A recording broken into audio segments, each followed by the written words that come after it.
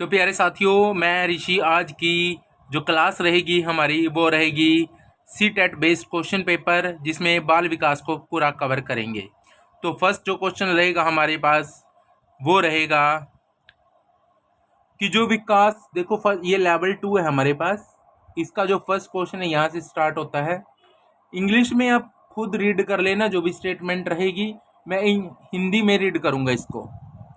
हिंदी में क्या है कि विकासात्मक जो सिद्धांतवादी हैं वो मानते हैं कि विकास की जो प्रक्रिया है वो जीवन भर चलती होती है, और इस संदर्भ में किसकी भूमिका जो है वो सबसे बेहद महत्वपूर्ण है, ये चीज आपने बतानी है। रिपीट करता हूं अगेन, विकासवादी, मैं जूम कर लेता हूं पहले, सबसे पहले तो इसको जूम करके आपको अभी ठीक नजर आएगा। अभी इसमें जो दिया गया है कि जो विकासवादी सिद्धांतवादी हैं, विकासात्मक सिद्धांतवादी हैं, उनका ये मानना है कि जो विकास की जो प्रक्रिया है वो जीवन भर चलती है, और इस संदर्भ में किसकी भूमिका बेहद महत्वपूर्ण है। या तो उस पर आनुवंशिकता का प्रभाव है, या वातावरण एवं अनुभव का प्रभाव है। दो ऑप्शन रहते हैं, उनको भी पढ़ लेते हैं।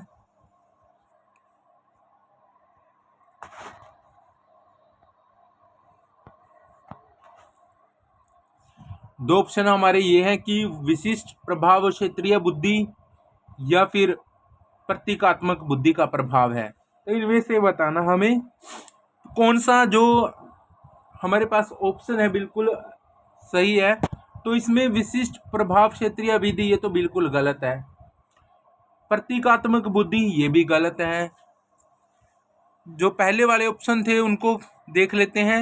इसमें जो ऑप्शन था हमारे पास आनुवंशिकता और वातावरण एवं अनुभव, तो बी ऑप्शन है वो हमारे पास बिल्कुल सही रहेगा। विकासात्मक सिद्धांतवादी ये मानते हैं कि जो वातावरण और अनुभव होता है वो विकास की प्रक्रिया वो जीवन भर चलती है। इस संदर्भ में यानी वातावरण और अनुभव की भूमिका को उन्होंने सबसे महत्वपूर्ण माना है। उसके बाद क्वेश्चन नंबर 2 जूम कर लेते हैं थोड़ा।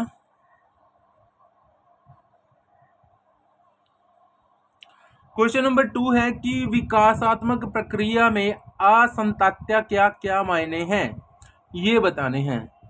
असंतात्या के क्या मायने हैं, ये चीज आपने बतानी है।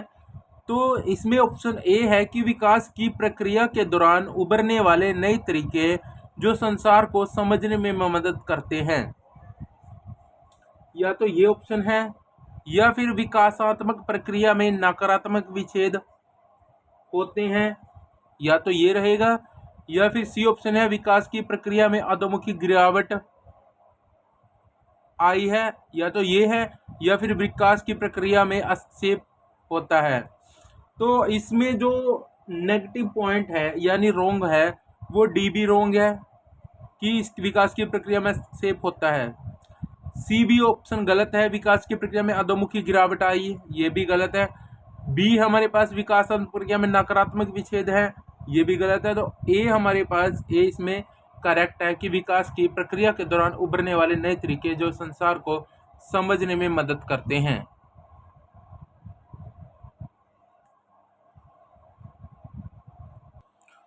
तो क्वेश्चन नंबर 3 की तरफ चलते हैं साथियों। क्वेश्चन नंबर जो 3 है हमारे पास वो क्या दिया है, उसमें है कि किस अवधि के दौरान विचार अमूर्त और आदर्शवादी हो जाते हैं।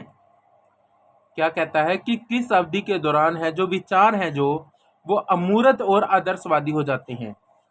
तो इसमें बताइए, या तो वो शैशवावस्था रहेगी, शैशवावस्था में, या प्रारंभिक बचपन में, या फिर मध्य बचपन में, या किशोर अवस्था में। तो साथियों बिल्कुल इजी सा क्वेश्चन है। अमूर्त स्टेज जो होती है हमारी वो होती है किशोर अवस्था यानी अडोलसेंस। तो इसका डी ऑप्शन बिल्कुल ठीक रहेगा। यही हमारी अमूर्त और आदर्शवादी अवधि होती है। क्वेश्चन नंबर 4 की तरफ चलते हैं, जो कि अजर्सन बेस्ड क्वेश्चन है। इसमें है हमारे पास थोड़ा सा, हाँ ठीक है, जूम कर लेते हैं थोड़ा। हाँ, इसमें क्या दिया है, कथन ए ये कहता है कि जो संज्ञानात्मक विकास है वो मध्य बाल्यावस्था तक तो तेजी से विकसित होता है और फिर वो ठहर जाता है। और तर्क क्या कहता है, रीजन क्या कहता है कि जो मानव है वो मध्य बाल्यावस्था के चरणों के बाद नई चीजें नहीं सीख सकते। क्या मध्य बाल्यावस्था के चरण के बाद वो नई चीजें सीख सकते हैं या नहीं, आप भी इनका जवाब देना, फिर मैं इसका आंसर बता दूंगा आप लोगों को इसका आंसर क्या रहेगा।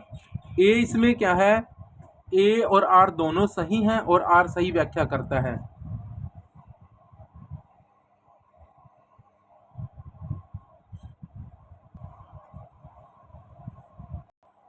तो क्वेश्चन नंबर 7 हम कंप्लीट करते हैं। 7 है ना, 7, हाँ 7 है। तो क्वेश्चन नंबर 7 में हमें क्या दिया है, जो विकासात्मक प्रतिमान है उसकी निर्धारित उम्र सीमा केवल और उस सीमा दर्शाती है। रिपीट करता हूं दोबारा से, विकासात्मक प्रतिमान की निर्धारित उम्र सीमा केवल औसत उम्र सीमा दर्शाती है। बिल्कुल सही लग रहा है ऑप्शन तो मेरे को। उसके बाद इसका सेकंड ऑप्शन को भी तर्क को भी रीड कर लेते हैं। ये कथन था, तर्क में क्या दिया है वो देख लेते हैं। तो तर्क में क्या दिया है, तर्क में दिया है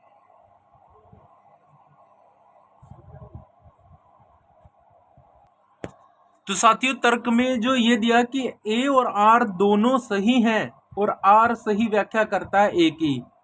ये तो ठीक लग रहा है अभी मेरे को। बी है, ए और आर दोनों सही हैं लेकिन आर सही व्याख्या नहीं करता, ये गलत है अभी। आर सही व्याख्या करता है कि बच्चों के विकास में जो विकासात्मक विकास की गति है वो अलग अलग होती है तथा वे अलग अलग समय पर पहुंचते हैं, और यही बात ए में कही गई है उसने। उसके बाद ए कहता है सी में ए सही है लेकिन आर गलत है। गलत नहीं है आर, ए और आर दोनों गलत हैं, ये भी बिल्कुल गलत है। तो ए ऑप्शन हमारे बिल्कुल ठीक है।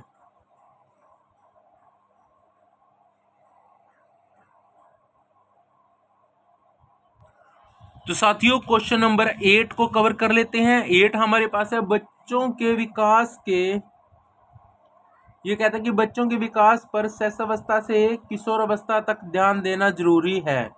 सही लग रहा है अभी मेरे को तो ये ऑप्शन, ध्यान देना जरूरी होता है अभी, चाहे तो वो बाल्यावस्था हो चाहे तो वो किशोर अवस्था हो, सभी बच्चों के लिए स्टेज है, सभी पे ध्यान देना जरूरी है। उसके बाद है तर्क। तर्क क्या कहता है, यदि जीवन के शुरुआती कुछ वर्ष विकास के लिए महत्वपूर्ण है, यानी बाल्यावस्था अगर महत्वपूर्ण है, तो मस्तिष्क नमनीयता के दृष्टिकोण से पूरी बाल्यावस्था और किशोर अवस्था, इसमें भी दोनों स्टेज की बात है, इसमें भी दोनों स्टेज की बात है, संवेदनशील अवधि सही विकल्प चुने।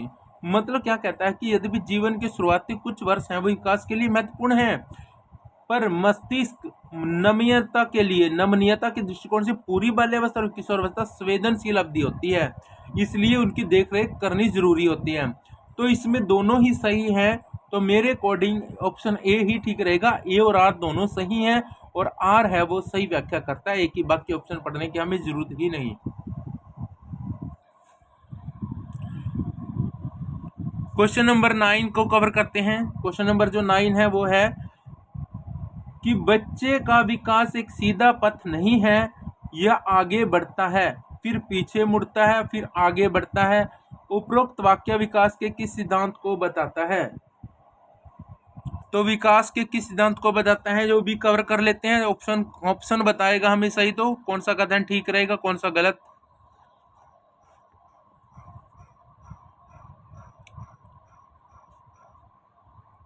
कहाँ पहुंच गया मैं, ये रहे।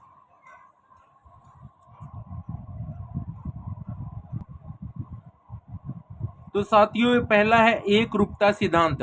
देखो विकास कभी बढ़ रहा है कभी घट रहा, कभी एक रूपता तो नहीं दिखा रहा। चक्रीय बढ़ोतरी, हाँ चक्रीय कह सकते हैं। विकास के अंदर चक्रीय, कभी घट रहा कभी बढ़ रहा है तो चक्रीय बढ़ोतरी रहेगी। एक दिशाई भी नहीं कह सकते। विकास की सततहीनता, ये भी नहीं होएगा। तो डी भी नहीं होएगा, सी भी नहीं होएगा, ए भी नहीं होएगा, बी ऑप्शन इसमें राइट रहेगा। साथियों 10th क्वेश्चन को कवर करते हैं।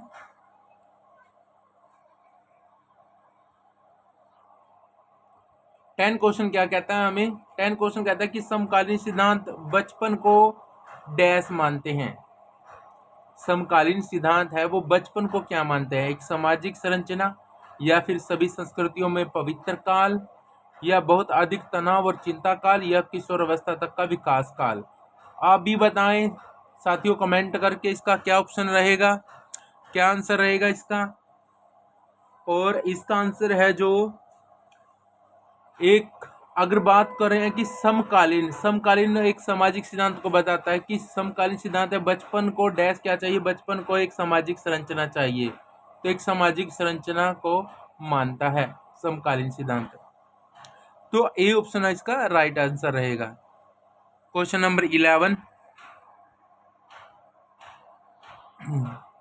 इसमें क्या कहता है कि निम्नलिखित वक्तव्यों में कौन सा विकास के विषय में सही नहीं है। हमें ये बताना है कि सही क्या नहीं है, सही क्या नहीं है, ये चीज हमें बतानी है। तो क्या है, विकास बहुआयामी एवं बहुमुखी होता है, ये तो ठीक लग रहा है भाई। सांस्कृतिक परिवर्तन से विकास प्रभावित नहीं, अरे होता है, ये गलत है भाई। सांस्कृतिक परिवर्तन से तो विकास प्रभावित होता है 100%। और सी में कहता है विकास जीवन पर्यंत परिवर्तन की प्रक्रिया है, बिल्कुल विकास है वो जीवन पर्यंत ही चलता है। उसके बाद कहता है विकास सुनिश्चित एवं पूर्व निर्धारित रीति से होता है, ये भी ठीक है। तो इसका बी ऑप्शन है साथियों वो गलत है। 11वें क्वेश्चन की तरफ बढ़ते हैं। 11वां ही था ना, 12वें की तरफ बढ़ते हैं। 12वां क्वेश्चन है जो साथियों वो है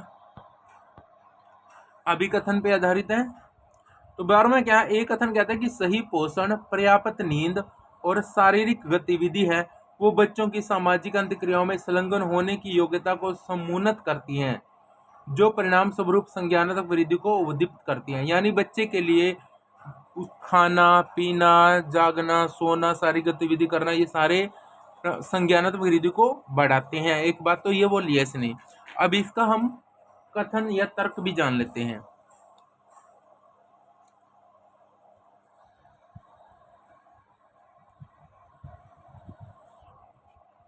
तो तर्क क्या है, तर्क में बताता है कि विकास के सभी पहलू, यानी वही कह रहा है खाना पीना, उठना बैठना, जागना, एक्टिविटी करना, सभी पहलू अंतः संबंधित होते हैं और एक दूसरे को वो प्रभावित करते हैं। तो बिल्कुल सही है ये बात भी। तो ए और आर दोनों सही हैं और आर ए की सही व्याख्या करता है। ए बिल्कुल राइट आंसर है इसका, बाकी पढ़ने की जरूरत ही नहीं। 13वें क्वेश्चन पे आ जाइए।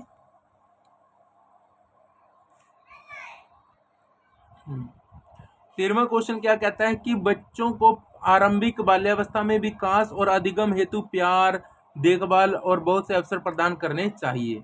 एक बात तो इसने ये बोली भी, उनको आरंभिक बाल्यावस्था में ये चीजें होनी जरूरी है, उनके लिए प्यार भी होना बच्चों को देना जरूरी है, देखभाल करनी जरूरी है और बहुत से अवसर प्रदान करने। अब ये बहुत से अवसर में तो देखते हैं अभी बहुत से अवसर थोड़ा नेगेटिव वर्ड है, बट देख लेते हैं आगे।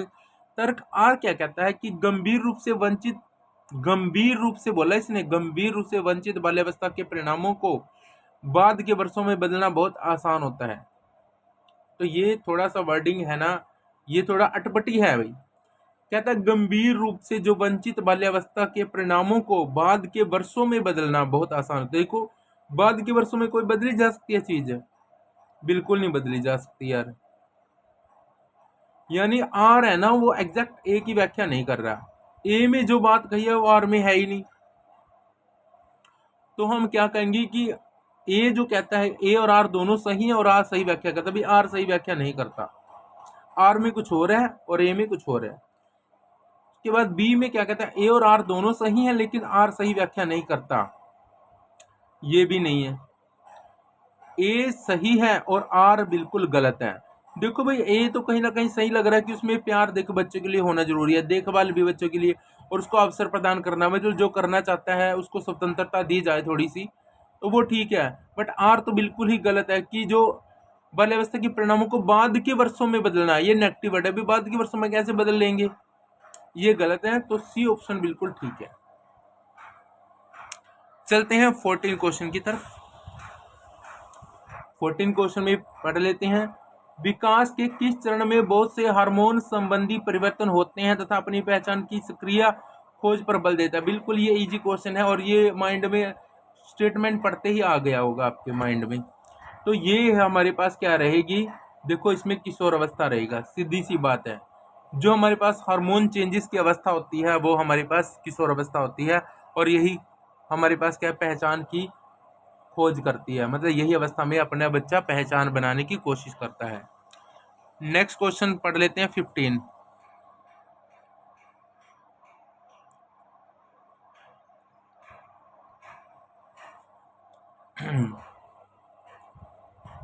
तो 15 क्वेश्चन जो हमारा है साथियों वो है कि विकास की जो उम्र होती है,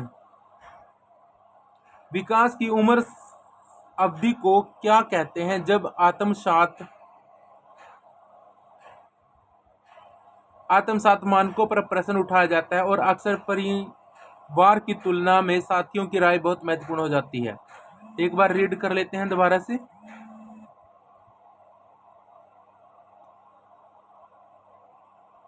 हम रीड कर लेते हैं एक बार इसको।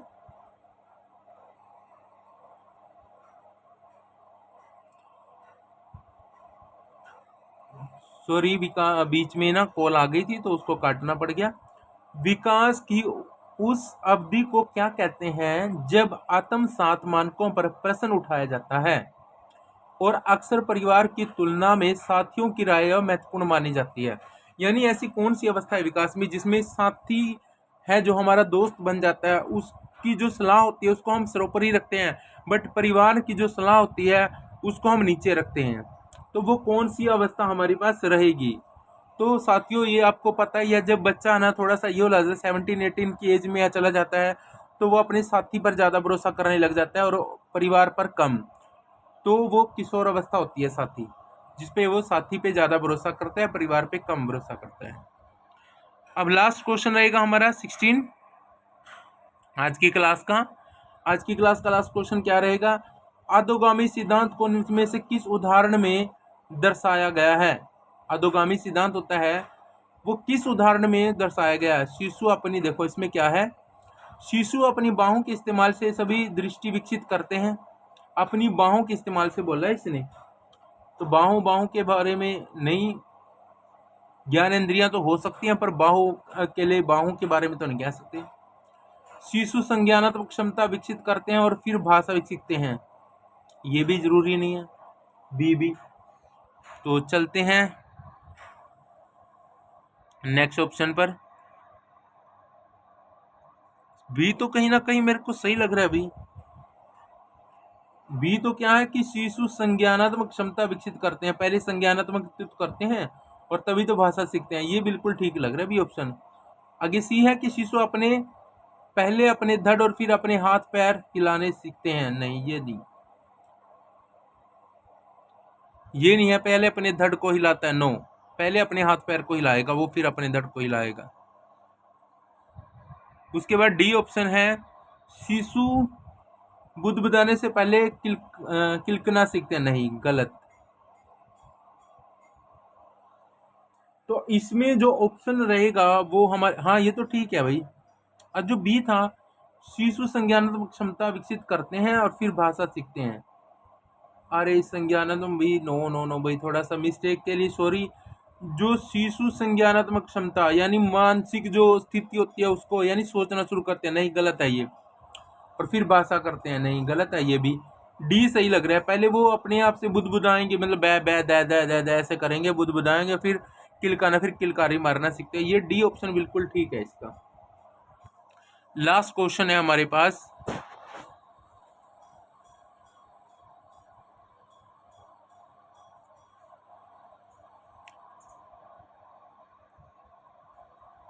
भी अच्छा ये बताओ भी, अब जो 16 क्वेश्चन था हमारा इसमें आपको क्या ऑप्शन सही लग रहा है? देखो अभी भी मैं इसमें थोड़ा सा एडजस्टमेंट में हूँ कि इसमें क्या ऑप्शन हो सकता है, क्या लग रहा है आप लोगों को? जो हमारे पास 16वें का आंसर है, शिशु पहले अपने धड़ और फिर अपने हाथ पैर हिलाना सीखता है, पहले धड़ को, हाथ पैर नहीं हिलाएगा पहले वो, बुद्ध बुदाने से पहले क्लिक करना, ये तो बिल्कुल नहीं, और बुद्ध बुदाने से पहले क्लिक करना सीखते हैं, ये तो गलत है। पहले बुद्ध बुदाते हैं, डी तो भाई है ही नहीं। ठीक है, ठीक। अरे डी तो नेगेटिव दे रखा है इन्होंने। सी हो सकता है फिर तो, बी भी नहीं आता, ए भी नहीं आएगा, सी ऑप्शन सही रहेगा इसका साथियों। तो माफ़ी चाहता हूँ, मैंने आपको थोड़ा सा ये ऑप्शन मैंने पॉजिटिव मान लिया था इसको भी। मैंने पहले सोचा कि बुद्ध बताना सीखता है पहले फिर किलकना, इसने पहले किलकना बोला है, तो वो गलत है। आज की क्लास यहीं तक साथियों, अगर अच्छी लगी तो प्लीज़ जरूर चैनल को सब्सक्राइब करें ताकि नेक्स्ट वीडियो आपके पास सबसे पहले पहुंच जाए। तो जय हिंद, जय भारत।